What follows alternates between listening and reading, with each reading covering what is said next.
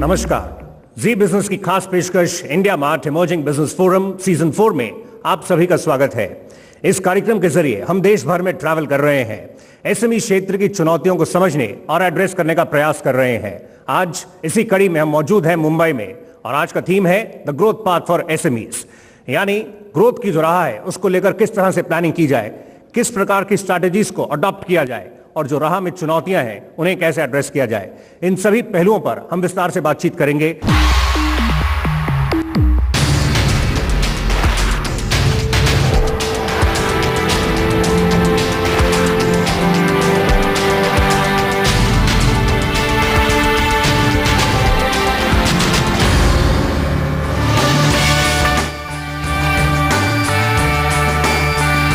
मुंबई सिर्फ महाराष्ट्र की राजधानी नहीं है, बल्कि देश की फाइनेंशियल, कमर्शियल और एंटरटेनमेंट कैपिटल भी है। ग्लोबल फाइनेंशियल फ्लो के हिसाब से इंडस्ट्रियल आउटपुट में 25% और समुद्री व्यापार में 70% का योगदान देता है।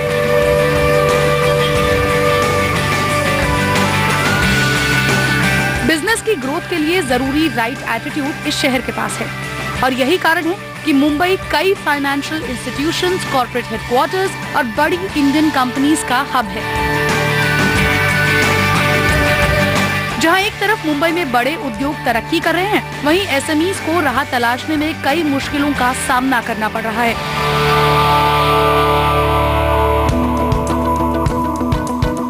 आज के सेशन में हम ग्रोथ पाथ फॉर एसएमईज पर बात करेंगे। ये बात साबित हो चुकी है कि बिना एसएमई सेक्टर के विकास के देश का विकास नहीं हो सकता। साथ ही एसएमई सेक्टर देश की बड़ी आबादी को रोजगार भी देता है। ऐसे में देश के 8 शहरों में विजिट करने के बाद आज India mart emerging business forum की टीम पहुंची है मुंबई, जहां एक्सपर्ट्स एसएमई सेक्टर के विकास पर अपनी एक्सपर्ट राय देंगे और इस क्षेत्र में मौजूद मौकों पर बात करेंगे।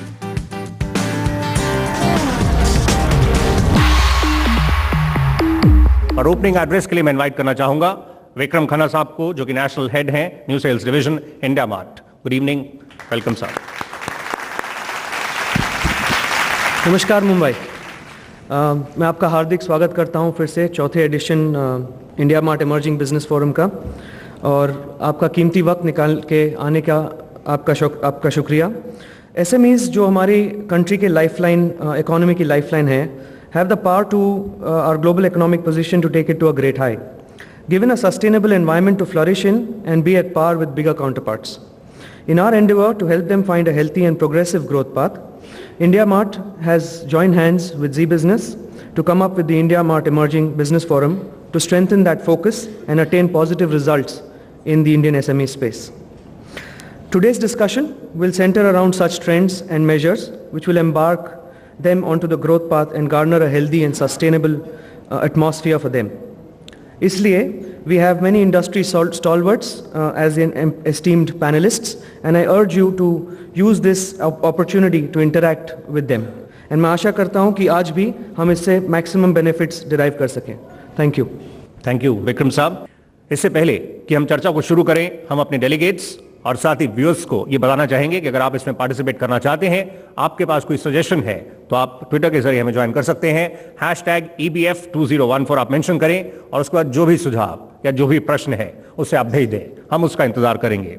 और आइए अभी फिलहाल हम चर्चा को शुरू करते हैं और पैनल डिस्कशन में ओपनिंग कमेंट्स मेहमानों से शुरू करते हैं। प्रहलाद साहब, पहले आप हमें समझा सकें और व्यूअर्स को भी। इनफैक्ट जहां तक ग्रोथ की बात है, हम बात कर रहे हैं एसएमईज के लिए ग्रोथ। अब ग्रोथ में ब्रांडिंग की काफी इंपॉर्टेंस रहती है, लेकिन इसमें जहां तक एसएमई प्रमोटर्स की बात है, वो इसको लेकर समहाउ बैक सीट पर रहते हैं। ऐसा क्यों रहता है? जब इसकी इतनी इंपॉर्टेंस है, क्या अवेयरनेस नहीं है? क्यों हेजिटेशन होती है? आप इनिशियल कमेंट्स में कैसे समझाते हैं? देखिए, ब्रांडिंग एक ऐसा जानवर है कि एसएमई सोचते हैं कि ये सिर्फ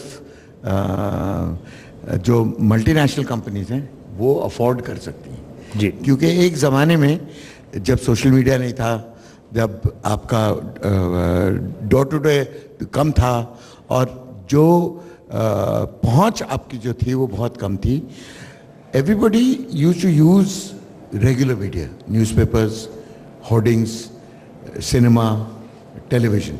अब उनका जो कॉस्ट है इज डेफिनेटली हाई.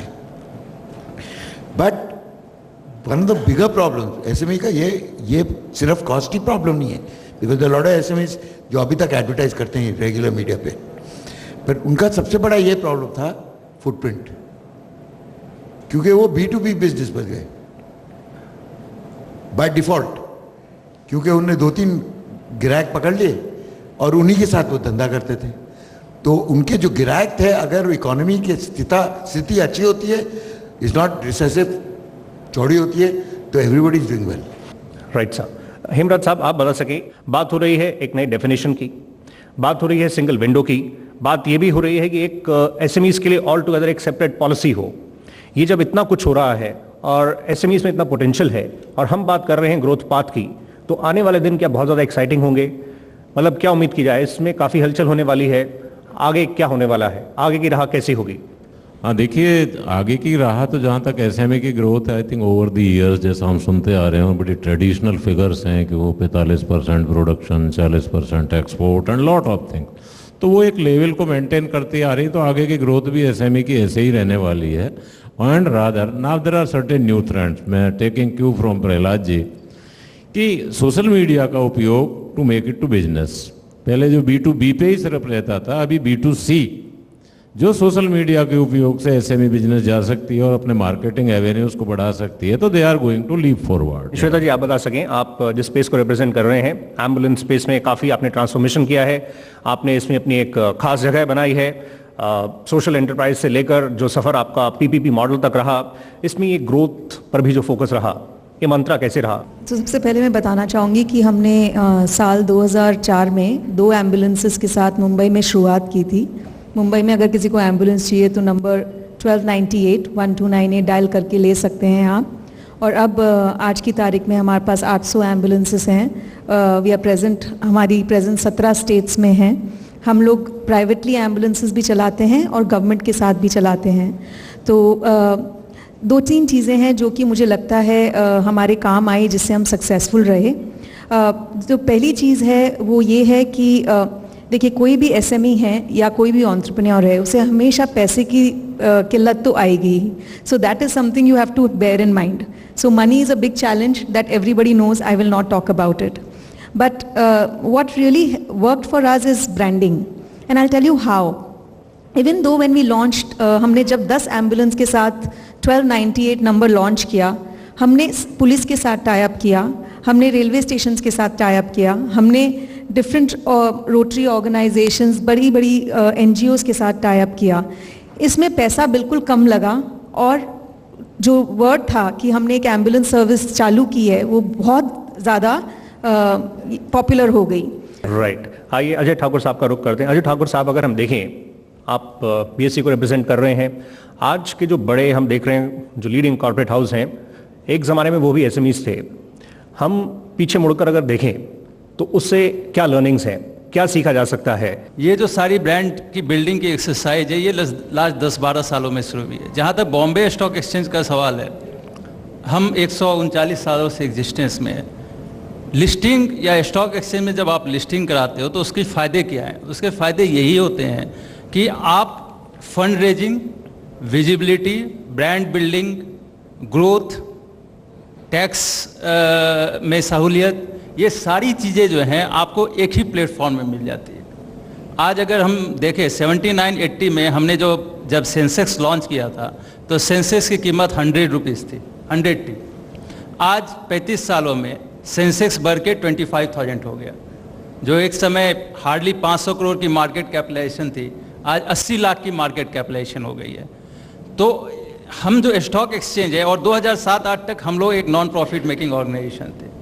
तो लिस्टिंग करने के बहुत सारे बेनिफिट्स हैं. और जो हमने अभी हार्डली 2 साल पहले जो एसएमई प्लेटफॉर्म लॉन्च किया, वो हमने इसलिए लॉन्च किया कि एसएमई कंपनी, जो हम बात करते हैं कि लिस्टिंग करने में बहुत परेशानी होती है, काफ़ी समय लगता है, तो इसको हमने कट डाउन करने के लिए. ओके, अजय साहब, इसमें इतने जो बेनिफिट्स हैं, इक्विटी को लेकर कितना कंफर्ट रहता है, कितना कंफर्ट है इंडियन माइंडसेट में? उसको लेकर कई हेजिटेशंस हैं, कई प्रश्न होते हैं, उसको कैसे एड्रेस करते हैं? देखिए, कंफर्ट लेवल, एक तो हम जैसे जी बिजनेस के साथ जुड़ रहे हैं, इसी तरह हम बहुत सारे जो प्रोफेशनल ऑर्गेनाइजेशंस है, फिक्की है, सीआईआई है या एसोचएम है या आईसीएआई है, तो इस तरह हम बहुत सारे ऑर्गेनाइजेशन से जुड़ रहे हैं। और स्पेशली हम देखते हैं कि एसएमई जो हैं वो टायर 2 और टायर 3 सिटीज़ में ज़्यादा होते हैं। तो हम टायर 2 और टायर 3 सिटीज़ में पहुंचकर हम उन एसएमईज के मन में अवेयरनेस क्रिएट करना चाहते हैं। राइट सर, आइए कुलदीप साहब का रुख करते हैं। कुलदीप जी, हम जब ग्रोथ की बात कर रहे हैं उसमें हमें कई राहों पर, कई मोर्चों पर काम करना होगा।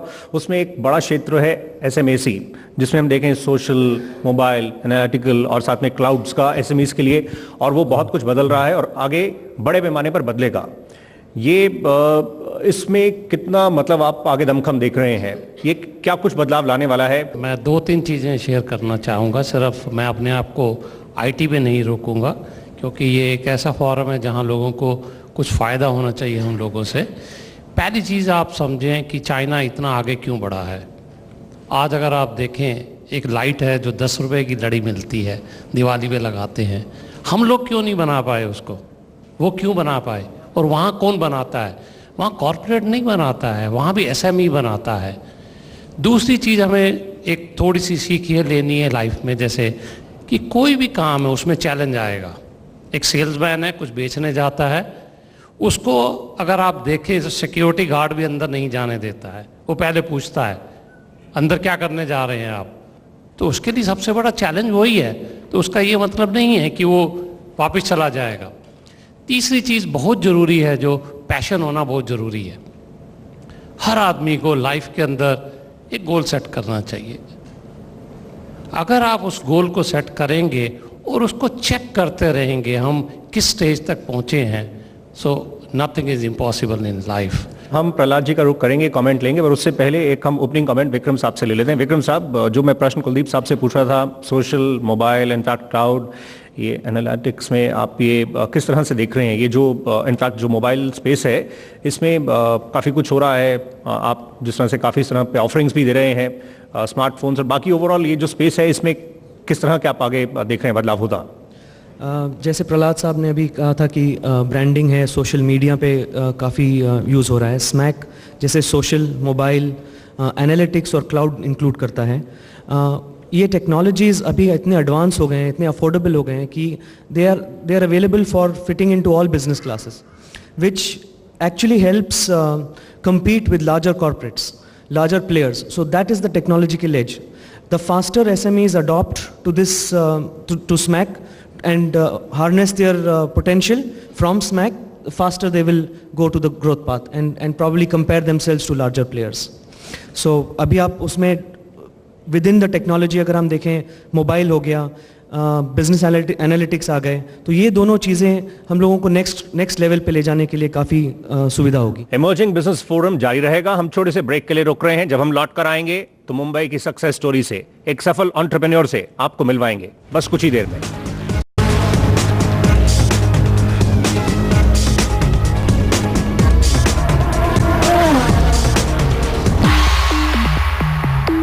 Welcome back. आप देख रहे हैं India mart emerging business forum season 4। आज हम मौजूद हैं मुंबई में और एसएमईज के लिए ग्रोथ राह जो है आगे की, उसको तलाश रहे हैं। प्रहलाद साहब, आप बता सकें, आपने बताया सोशल मीडिया कितना बड़ा गेम चेंजर हो सकता है, यंग ब्रैकेट को बहुत इफेक्टिवली इसको केटर करता है, लेकिन जैसे दूसरी तरफ लाइफ एक्सपेक्टेंसी भी बढ़ रही है। अगर किसी को उस मार्केट को भी केटर करना है तो किस तरह से ये मिक्स मैच करना चाहिए, कैसे बढ़ना चाहिए? मिक्स एंड मैच करना पड़ेगा, क्योंकि अभी ज़्यादातर सोशल मीडिया का जो पहुँच है और रीच है, इट इज़ A-B-C टाउन्स तक, और उसके बाद थोड़ा बहुत पेनिट्रेशन हो रहा है। रूरल एरियाज में भी काफ़ी पेनिट्रेशन है, पर डेक्सटेरिटी जो जिस तरह से मल्टीटास्किंग जो कर रहे हैं आजकल के नौजवान अपने हैंडसेल पे, वो अभी तक उतनी रेंज नहीं पहुंचा।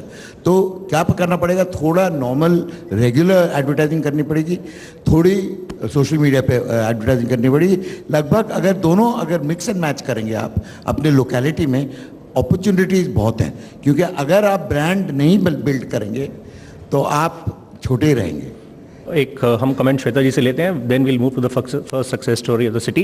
टेक्नोलॉजी की हम बातचीत कर रहे हैं और उसका किस तरह से वो एक बड़ा रोल प्ले कर सकती है। आई थिंक अगर हम 1995 में इस एम्बुलेंस सर्विस की सोच लेते तो वो पॉसिबल ही नहीं होती, क्योंकि फ़ोन ही नहीं थे। First of all landline phones थे। I mean the core of having ambulance services की सबके हाथ में मोबाइल फ़ोन है।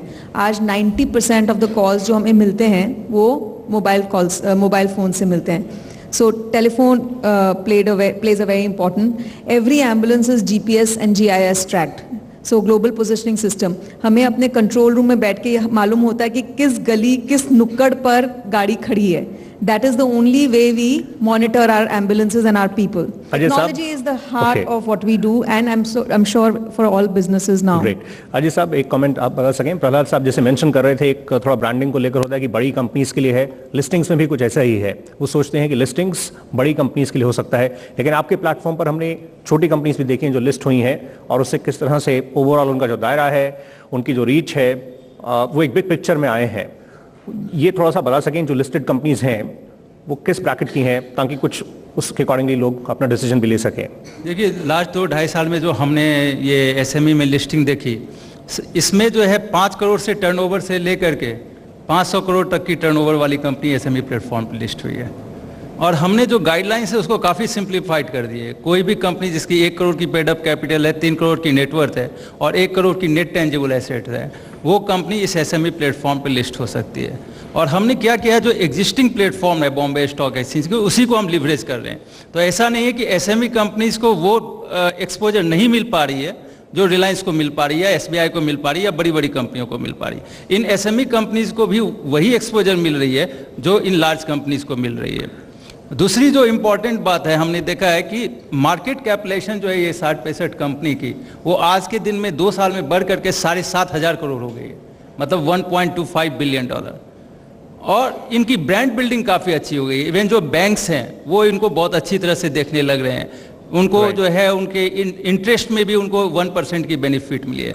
तो जब फंड रेजिंग हो रहा है इक्विटी के रूप से, और जो इंटरेस्ट रेट में भी जो उनको लोअर इंटरेस्ट रेट चार्ज कर रहे हैं बैंक, कॉर्पोरेट गवर्नेंस बढ़ रही है, ट्रांसपेरेंसी बढ़ रही है। हम एसएमई कई मोर्चों पर मतलब बेनिफिशियल है। हम आपसे और तमाम पहलुओं पर बातचीत आगे बढ़ाते हैं, पढ़ाइए सब नजर डालते हैं हम मुंबई की पहली सक्सेस स्टोरी पर। ये काफ़ी इंस्पायरिंग स्टोरी है। ये कहानी है अक्षय वाडे की, जिन्होंने इनफैक्ट कोर्स पहले होटल मैनेजमेंट में किया, उसके बाद एक प्राइवेट एयरलाइंस को ज्वाइन किया और फिर आगे बढ़ते हुए जो उनका पैशन था बाइक्स का, उस तरफ रुख किया। कस्टमाइज्ड बाइक्स के स्पेस में उन्होंने अपनी एक खास जगह बनाई है। तो आइए एक नज़र डालते हैं वेदांची मोटरसाइकिल्स या यूं कहें अक्षय वाडे के सफ़र पर।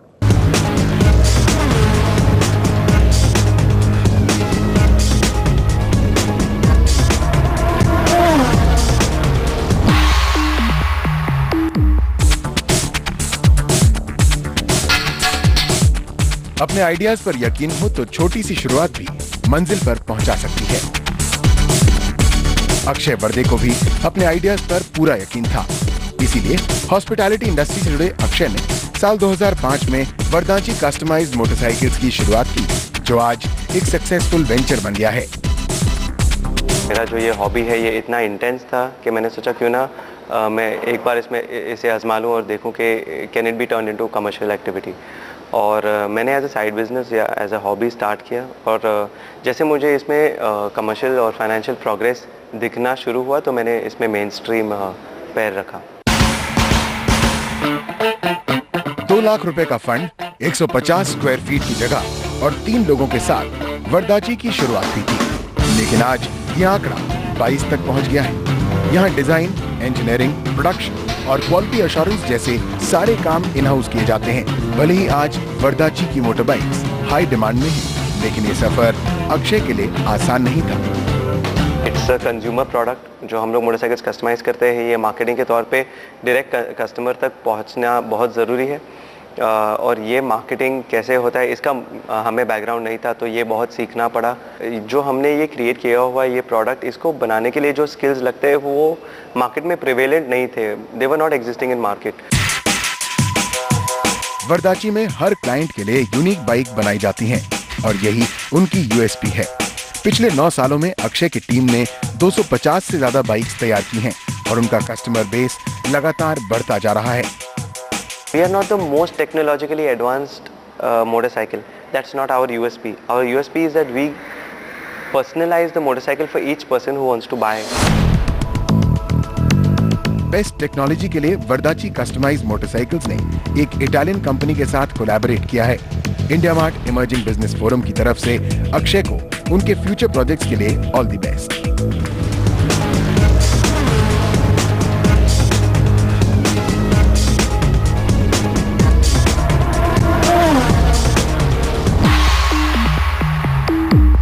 So let's welcome अक्षय वाडे साहब, managing director of Vedanti motorcycles. आज का जो टॉपिक है, जो थीम है ग्रोथ पाथ फॉर एसएमईज, उसमें अगर हम देखें आपने अपना एक मुकाम हासिल किया है।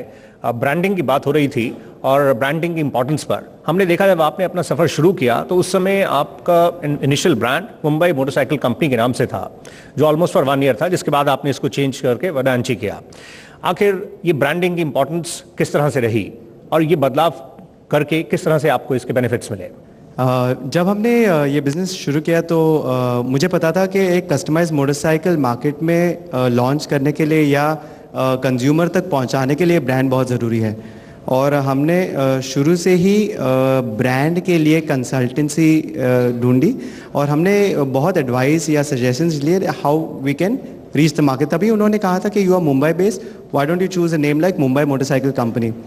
जब हमने देखा कि हमने 1 या 2 मैगजीन्स में फीचर कराया and we were getting calls from all over India, तो हमने सोचा that we are limiting our company by calling it Mumbai motorcycle company. And after 1 year we said why don't we keep a name जो सारे ही Indians relate कर सके। और हमने सोचा कि let's have something very personal. और मेरा जो सरनेम है वर्दे, और मराठी में वर्देंची उसको कहते हैं जिसने एक वर्दे ने बनाया हो। और एक पर्सनलाइज नेम से जो हमने शुरू किया तो हमने देखा that lot of people gave us a good response. जो नाम है बहुत ही महाराष्ट्रियन रूट्स है, लेकिन बहुत लोगों ने उसको इटालियन या फॉरेन समझ के ब्रांड को उसको ग्रेट बहुत आपने जिस तरह से देख रहे हैं कस्टमाइज्ड बाइक्स पर फोकस है और मैन्युफैक्चरिंग पर भी काफ़ी तवज्जो आप दे रहे हैं। ये प्लान्स किस तरह से आगे के, क्या हम एक्सपेक्ट करें? It's a good question. बहुत ही डिज़ाइनर ओरिएंटेड प्रोडक्ट है। इसमें इंजीनियरिंग भी लगता है, टेक्नोलॉजी भी है, it has lot of back and. इसमें बहुत सारा अभी हम जो मैनेजमेंट सीख रहे हैं, सर्विस नेटवर्क सेटअप करना है, तो it's a very robust all round business. Of course इसमें फाइनेंशियल बैकिंग लगता ही है, because to scale any business which has so many avenues, तो ऑल राउंड उसको मुझे लगता है कि कॉन्सेंट्रेशन करके हम इसको स्केल करने वाले। ओके अक्षय, आप मैसेज कुछ देना चाहेंगे एंटरप्रेन्योर्स को? मुझे लगता है कि कोई भी एंटरप्रेन्योरियल एंडेवर शुरू करने के लिए प्लानिंग बहुत ही ज़रूरी है। आप ब्रांड का प्लानिंग, फाइनेंशियल प्लानिंग, उसके ऑपरेशंस का प्लानिंग, बहुत सारा समय अगर आप प्लानिंग को दोगे तो उसका एग्जीक्यूशन काफ़ी इजी हो जाता है। Thank you very much Akshay, thank you for joining us. Thank you. आइए हम चर्चा को थोड़ा आगे बढ़ाते हैं। हिमरत साहब, आप बता सकें कई प्रकार की स्कीम्स हैं आपकी तरफ से, अगर हम देखें एंटरप्रेन्योर्स के लिए कुछ प्लानिंग कर रहे हैं, कुछ आगे बढ़ना चाह रहे हैं, सब मैसेज दे रहे हैं, आप इसमें समझा सकें इतनी स्कीम्स होने के बावजूद लोग अवेल क्यों नहीं कर पाते, इतना अवेयरनेस क्यों कम है, कहाँ पर गैप रह गया? हाँ, आई थिंक इंफॉर्मेशन इसमें सबसे बड़ा रोल है। और हमारी अपनी NSIC की स्कीम्स की बात ही नहीं, बहुत सारा हमारा एंटरप्रेन्योर पर्टिकुलरली SME सेक्टर जो है उसमें इंफॉर्मेशन रीच की काफ़ी कमी है। हमारे पास SME सेक्टर को सपोर्ट करने के लिए बहुत सारी अच्छी स्कीम्स हैं। जैसे मार्केटिंग सबसे बड़ी एक प्रॉब्लम होती है, प्रोडक्ट मैन्युफैक्चरिंग या service creation is comparatively easy, marketing main चीज़ होती है सस्टेन करने के लिए। तो हमारे पास जो है आपको प्रोडक्ट को सेल करने के लिए डायरेक्ट मार्केटिंग, इनडायरेक्ट मार्केटिंग से आप एग्जीबिशंस में, नेशनल इंटरनेशनल में पार्टिसिपेट करिए, हम आपको पैसा देते हैं। राइट सर, प्रहलाद साहब आप कुछ इसमें बताना चाहेंगे? मार्केटिंग वर्कशॉप्स और बहुत सारी चीजें करते हैं, पर फिर भी इसमें पोटेंशियल काफी है, लेकिन अभी उसमें काफी हम देख रहे हैं रोड ब्लॉक्स हैं, काफी इश्यूज रहते हैं। कैसे इसको पुश कर सकते हैं? क्या SMEs में जो कोऑर्डिनेशन होना चाहिए एक दूसरे के साथ, वो अभी तक हुआ नहीं है। जैसे कोऑपरेटिव सोसाइटीज़ जो होती हैं हमारी, जैसे अमूल है, आनंद है, वो इतने सारे milk farmers come together to market the product under Amul. तो अमूल के पता है कितने, आनंद के सिर्फ 500,000 फार्मर्स are behind अमूल, सिर्फ आनंद जगह में। गुजरात में 50 lakh farmers who actually form the Gujarat milk cooperative. SMEs में ये मिलजुल का कोई बॉडी अभी तक स्थापित नहीं हुई है जो ये कह रहे हैं उसका एडवांटेज लेने के लिए। जैसे everybody comes together as a lobby, everybody comes together to make things proper. तो एक अगर शिकायत करेगा बंदा Right. सरकार के सिवाय बॉडी कॉल अगेंस्ट, तो he can be targeted. But अगर 50 खड़े हो गए तो कितना टारगेट करेंगे वो? विक्रम साहब, आपसे एक इम्पॉर्टेंट पहलू हम टच करना चाहेंगे. ये बता सकें आपने किस तरह के ट्रेंड्स देख रहे हैं इस स्पेस में, आगे की जो हम पोटेंशियल की बात कर रहे हैं, क्या एसएमईज ग्रोथ को ड्राइव भी कर सकते हैं इंडिया में? इंडिया की बैकबोन या कोई भी कंट्री की बैकबोन है एसएमईज. तो इनसे जो ग्रोथ एस्पिरेशंस हैं हमारे, वो तो इट्स टचिंग द स्काई. और अभी देखा जाए, अगर हम टेक्नोलॉजी की बात कर रहे थे, जो एसएमईज अपनी टेक्नोलॉजी अडेप्ट करेंगे, वो वाले जो एसएमईज हैं जो आगे बढ़ेंगे. तो वैसा देखा जाए अगर, तो हमारी इनपुट्स इंडिया मार्ट की तरफ से अगर हम देखें, तो उनको एक प्लेटफॉर्म मिलता है ब्रांडिंग का, उनको एक प्लेटफॉर्म मिलता है अपने प्रोडक्ट शोकेस करने का, 1.5 million suppliers and 10 million buyers का. So that's another important route the SMEs can take to get the branding going for themselves.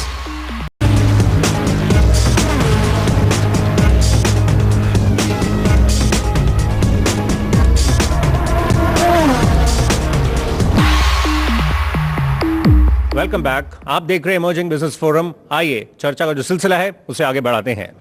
Shweta जी, अगर हम देखें, ग्रोथ में इनोवेशन का काफी इंपॉर्टेंट रोल है. आपने भी इस स्पेस में इनोवेट किया है, लेकिन क्या हमारे यहाँ पर इनोवेशन को इनकरेज करने के लिए, या इनफैक्ट हम देखें उसको नर्चर करने के लिए, उस तरह का एनवायरनमेंट है? प्रेजेंट सिस्टम जो है, क्या वो उसको स्केल तक ले जाने का और उसका उस तरह से इम्पैक्ट हो सकता है? आई थिंक इनोवेशन जब होता है, जब काफ़ी इन्वायरमेंट काफ़ी कंड्यूसिव ना हो, क्योंकि अगर इन्वायरमेंट कंड्यूसिव होगा तो सब काम आसानी से हो जाएगा. तो और इनोवेशन की जहाँ तक बात है, लोग उसे बहुत बड़ा शब्द समझते हैं, पर मुझे लगता है कि हम ये इनोवेशन जो है ग्रास रूट लेवल से भी आ सकता है. हमारी कंपनी में हमने सोलर पैनल्स लगाए हैं एम्बुलेंस में, जिससे हमारी फ्यूल की कटौती 15% हो गई है. ये आइडिया मेरे से नहीं आया, ये आइडिया एक ड्राइवर से आया जिसको हमने इम्प्लीमेंट किया और लगाया. तो इनोवेशन बस एक ज़रूरत जो है कि जो लीड कर रहा है कंपनी या जो टॉप मैनेजमेंट टीम है, वो अपने लोगों को हमेशा मोटिवेट करे कि वो नया सोचें, वो नई उनको एक कंफर्ट दें कि वो अगर नए आइडियाज़ देते हैं तो हम उसको रिस्पेक्ट करें. जो अच्छे आइडिया हैं उनको इम्प्लीमेंट करके देखें, पायलट करके देखें, और वो फिर इनोवेशन हो जाता है. प्रहलाद साहब, ये क्या कहना आसान है, इम्प्लीमेंट करना मुश्किल है? मतलब कैसे होता है, या इंडिविजुअल पे डिपेंड करता है, या क्या कुछ हो रहा है, या कितनी इंकरेजमेंट है? ये तालमेल वर्कर्स और पूरे अपने मैनेजमेंट के साथ होता है. तो एसएमईज क्या होते हैं, their leadership is very strong, क्योंकि they are owner led. They are not professionally manage, but they are owner led. जो उसका जो फिक्र है और उसका जो कंसर्न है, his company is like his family. तो वो तालमेल अगर कॉन्स्टेंटली इंक्रीज करें वो जी, और मेंटर करें लोगों को, तो क्या होगा कि innovation will become the foundation of the growth. कुछ क्वेश्चन ट्विटर के जरिए आ रहे हैं, आइए अब उनको इंक्लूड करते हैं. फर्स्ट क्वेश्चन हम लेंगे रंजीत शाह साहब की तरफ से है, मुंबई से. This is for you sir. Prahlad साहब के लिए कह रहे हैं वो, Prahlad ji, you were associated with Vadilal ice creams at one time. What can we learn from this success story? ये स्पेसिफिकली उन्होंने ट्रैक किया, देखा. अगर आप अच्छा चलिए प्रहलाद साहब, जब पीछे मुड़कर देखते हैं, मतलब ये जो ब्रांड क्रिएट हुआ, ये भी काफी मुश्किल रहा होगा, मतलब काफी इंटरनेशनल प्रेस से काफी चुनौती रही होगी. नहीं, हमें नामुमकिन था. क्योंकि क्या हुआ था कि ये बहुत सक्सेसफुल ब्रांड था अहमदाबाद में. There were 2 or 3 ice cream brands in Ahmedabad, और इन लोगों ने सोचा कि अपने कंफर्ट जोन से निकल के मुंबई शहर जैसे में अगर सफलता पाएं तो then there is a sense of achievement. सिर्फ अहमदाबाद में सक्सेस पाने से वो अचीवमेंट इतना बड़ा नहीं है, पर मुंबई में to compete with all the international brands, वो सक्सेसफुल होगा. तो पहले ही इनको एडवाइस जो एजेंसी ने दी थी और मार्केटिंग पीपल ने दी थी कि नाम बदल दीजिए आप, क्योंकि गुजरातियों में ये समझ सकते हैं कि ये आपका सरनेम है, पर बाकी ये लोग सोचेंगे ये पता नहीं क्या बेहुदा नाम कहाँ से उठा के लिया है. ये नाम पहले बदल दिए. बहुत लड़ाई हुई उसके बारे, पर वो डट के बैठे से नहीं, नाम हमारा होगा और हमारी क्वालिटी नाम से जुड़ेगी. And they were absolutely right, क्योंकि जब वो क्वालिटी पेश की उनने मार्केट में, चाहे कितना भी किसी लोगों को थोड़ा डिस्कम्फर्ट रहा कि यार इंटरनेशनल ब्रांड से ये सेम प्राइस पे क्यों खरीदें हम ये लोकल ब्रांड को, बट जब उनने क्वालिटी उनकी देखी तो word of mouth actually made people say that Vadilal की ice cream is superior to anybody else. Right साहब, अगला प्रश्न श्वेता जी आपके लिए है, डॉक्टर एस के शर्मा की तरफ से है from Mumbai. He saying what will drive Chikitsa health care growth, ambulance service 1298 और 108, and what is your wish list for the government? जब तक लोग बीमार होंगे, जब तक सर्विस की डिमांड तो बहुत होगी. तो I think I am not really worried about the demand side, I am actually worried about the supply side. क्योंकि इंडिया में, I mean, all the numbers say that, you know, we have the highest number of road traffic accidents, we have highest number of people dying of heart attacks. So all these actually for us unfortunately become good numbers to provide the service. So इसका future तो बहुत bright है. जहाँ तक government के साथ काम करने की मेरे पास बहुत बड़ी विश लिस्ट है गवर्नमेंट के साथ काम करने के लिए, तो उसके लिए बहुत टाइम लगेगा. लेकिन सबसे पहले हम एक पब्लिक प्राइवेट पार्टनरशिप के अंडर गवर्नमेंट के साथ काम करते हैं. Right. और मैं आपको एक चीज़ बता सकती हूँ कि बहुत ग्रे एरियाज़ हैं जिसकी वजह से जो प्राइवेट पार्टनर है उसको बहुत सफ़र करना पड़ता है. तो सबसे पहले मैं गवर्नमेंट से ये चाहती हूँ कि अगर वो पीपीपी मोड किसी भी एरिया में और किसी भी इंडस्ट्री में लाते हैं तो उसमें क्लैरिटी ज़रूर हो, नहीं तो उन लोगों का कुछ फ़र्क नहीं पड़ता, लेकिन हमारी जैसी जो छोटी कंपनियां हैं वो बहुत बुरी तरह फंस जाती हैं. आइए अब हम अगली जो कहानी है उसका रुख करते हैं. ये कहानी है Kumar metal industries private limited की. ये मैन्युफैक्चरर हैं और साथ ही एक्सपोर्ट भी करते हैं. ऑयल सीड के प्रोसेसिंग और साथ साथ जो क्रशिंग इक्विपमेंट्स हैं उस सेगमेंट में ऑपरेट करते हैं. ये अपनी रेंज ऑलमोस्ट 25 प्लस कंट्रीज में सप्लाई करते हैं. तो आइए एक नज़र डालते हैं कुमार मेटल इंडस्ट्रीज के सफ़र पर.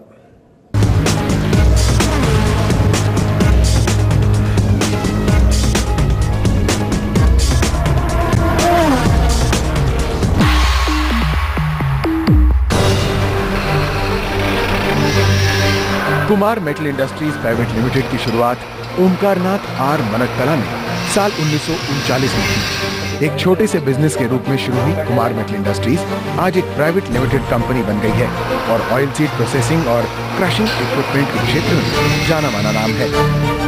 क्वालिटी मैनेजमेंट पर खास ध्यान देने के चलते आज आपके क्लाइंट्स भारत में ही नहीं बल्कि विदेशों में भी हैं. यूरोप, एशिया, अफ्रीका और ऑस्ट्रेलिया जैसे कॉन्टिनेंट्स में आपका अच्छा मार्केट बेस है. कीमत कम कर क्वालिटी के साथ समझौता नहीं करते और इसीलिए शुरुआती दिनों में आपको थोड़ी परेशानी का सामना भी करना पड़ा. सस्ता करोगे, क्वालिटी गिराओगे और वो प्राइस कम कर दोगे और वो कस्टमर खरीद लेगा आपसे. लेकिन जब वो खरीद लेगा और जब वो चीज़ बराबर नहीं चलेगी तो एंड ऑफ डे वो ये नहीं याद रखेगा कि आपने उसको 30% ज़्यादा डिस्काउंट दिया था, 20% ज़्यादा दिया था. वो ये बोलेगा कि आपने उसको कचरा बेचा. इस सफर में कुमार मेटल ने मुनाफे के साथ साथ नाम भी कमाया है. आप जो भी बिजनेस सोचते हो, अगर आप अमीर होना चाहते हो तो उसका सिर्फ मंत्र ये है कि दूसरा भी अमीर हो. तो जो अमीर होगा आपके साथ वो ग्रो होगा तो आप भी ग्रो होगे. Modern production facilities, engineering excellence और डेडिकेटेड अप्रोच से कुमार मेटल इंडस्ट्रीज आज दूसरों के लिए एक मिसाल बन गई है. India mart emerging business forum की ओर से कुमार मेटल इंडस्ट्रीज को ऑल द बेस्ट.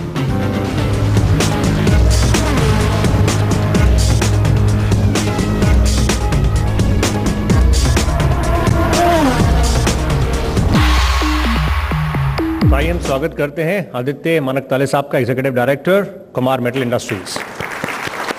आदित्य साहब, अब ज़माना बदल रहा है. शुरुआत 39 में हुई, अब सिस्टम्स में आप भी मॉडर्नाइज कर रहे होंगे. किस तरह से परिवर्तन कर रहे हैं? और इनफैक्ट आप इतनी कंट्रीज़ में जिस तरह से ऑपरेट कर रहे हैं तो वहाँ पर क्वालिटी स्टैंडर्ड्स भी जो हैं वो भी काफ़ी हाई हैं, तो उसको किस तरह से मीट करते हैं?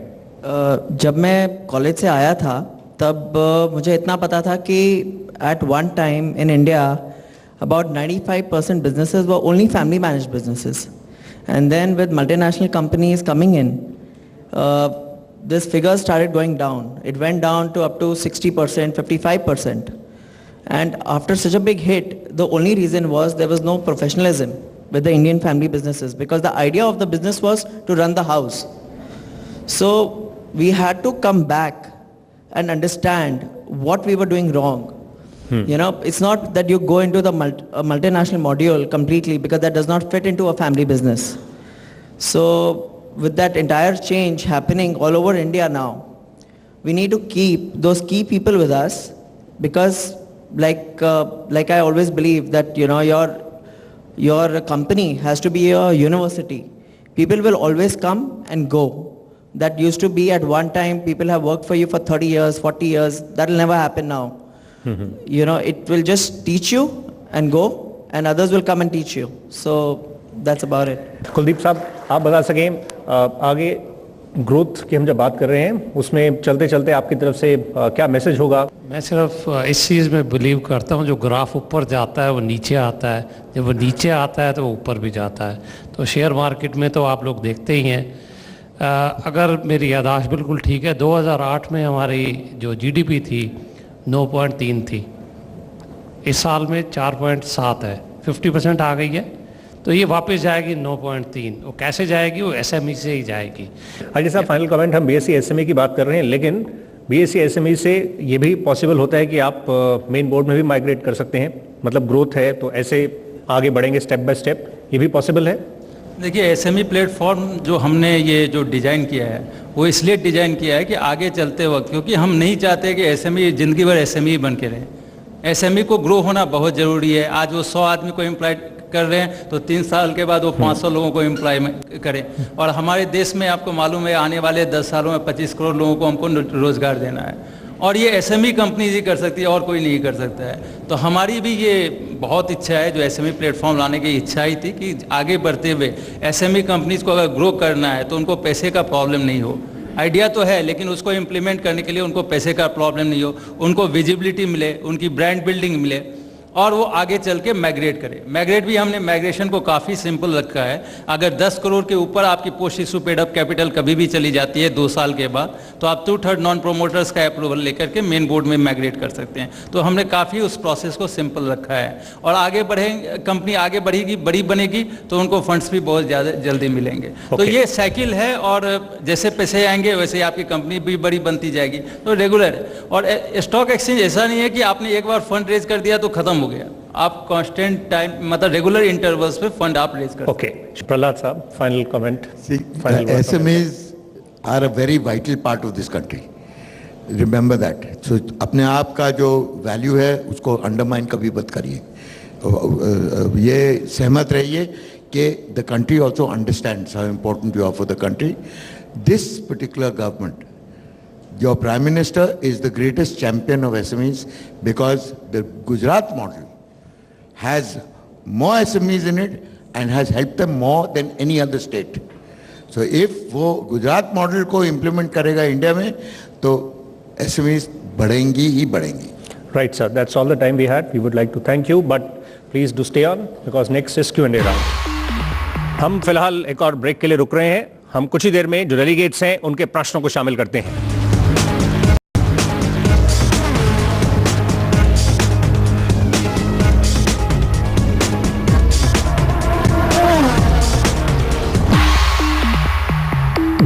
Welcome back. आप देख रहे हैं इमर्जिंग बिजनेस फोरम, और अब वक्त आ गया है कि हम डेलीगेट्स के प्रश्नों को शामिल करें। जी, आप बताएं। मेरा नाम भरत मेहता है, मैं मॉडर्न कॉरपोरेशन से बिलोंग करता हूं। I am connected with the garment industry and exports. Sir, कहीं ना कहीं मुझे ऐसा लगता है कि ऐसे जैसे 2 तरह के काम होते हैं, एक तो होता है हार्ड वर्किंग, एक तो होता है स्मार्ट वर्किंग। तो जो कॉरपोरेट वर्ल्ड है वो ज़्यादा स्मार्ट वर्किंग करता है और SMEs ज़्यादा हार्ड वर्किंग करता है। तो मुझे पैनल से ये जानना चाहता हूँ मैं कि डू यू थिंक कि जो SMEs है उनकी जो उनके तजुर्बे है, और जो मतलब एक बोलते ना कि भाई they are not been organise, they don't have the delegation of authority और responsibility and they don't have that commitment, तो उस कुछ आप अपनी राय देना चाहेंगे कि क्या वीकनेसेस है, क्यों हम लोग मतलब है ना इतने सारे मतलब उभर के नहीं आते? Thank you. यही मैं कह रहा था आपको कि if you cooperate and you have more forums like this, तो क्या होगा कि आप मिलेंगे जुलेंगे। आप how many of you people actually have met so many people in one forum before? अब व्हेन दिस गेट्स ओवर, हमसे मिलना तो छोड़िए, आप एक दूसरे से तो मिलिए and you find what is a common ground between you all. तो एक लॉबी तो बनेगी, एक कॉमन सोल्यूशंस तो निकलेंगे। तो other than being competitive with each other, you can also get together and get so much done, because there are so many common issues and so many common problems. और एक दफे आप मिल जाएं तो कोई नहीं रोक सकता। Myself, Aman Vijayvargiya. I'm working in ABK Industries Limited.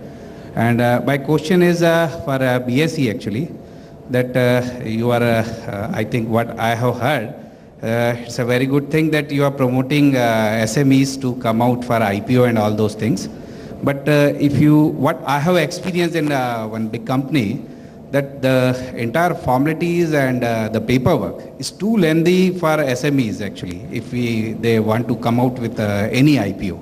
So is there any particular, I think, any kind of relaxation of documentation and all those things from BSE?